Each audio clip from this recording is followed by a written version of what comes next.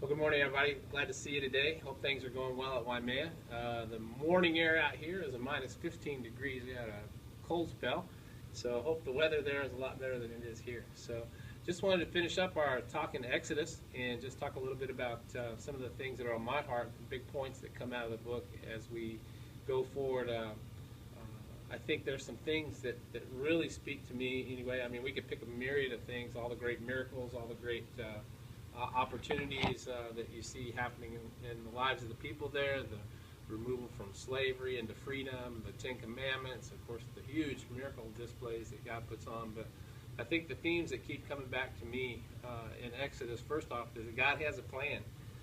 I mean, as you start from Exodus 1 all through the end of the book, you see that really understand that God has a plan. And not only does he have a plan, he's going to be the one to make it happen. It's not something that we have to really produce ourselves. All along, God said, here's what I want to happen, and I'll be the one to make it happen. You just have to trust and follow along.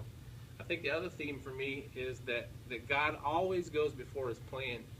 You see that he was in preparation before the Exodus really even took place. He was preparing Moses. He was preparing the people. He was going before these things. You see, as he led them out of Egypt, he went before the people. And even later on, as they wandered in the wilderness for 40 years, God was before them as they went. So everywhere they went, even in setting up the tabernacle, God went before them. I think and that's good for us to know. We'll see that theme repeated in Joshua and the other places as we go. I think the third big theme for me is that we're already in.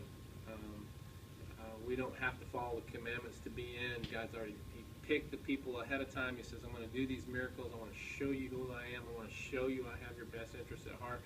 And so he gave them the Ten Commandments. He gave them his presence to say, look, guys, you're already in. If you'll follow these things, it'll go well with you in your life. And really the last thing that points out to me as a theme with God in Exodus is that we need to listen and trust and follow. I think if we can do that, and we see that if we will simply do that, he will take care of us. And I think those themes are great for us to know because of our history in Waimea, what has gone on previously, and what he's about to do. The good things that he's about to do, about to lead us into, are just good themes and principles for us to remember. I think lastly, just the verse that we chose to represent the book of Exodus, the verse that kind of represents the whole thing for us was Exodus chapter 12. It was the one Tyler chose, and it says these things, and it's something that we need to be mindful of. It says, now go, and I will be with you as you speak, and I will instruct you in what to say.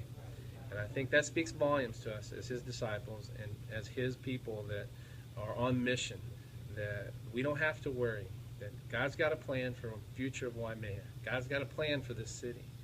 And we just have to be diligent, and we have to be the ones that go. And God will tell us what we need to speak to the next generation. So you guys have a great day in worship, and we'll see you next week.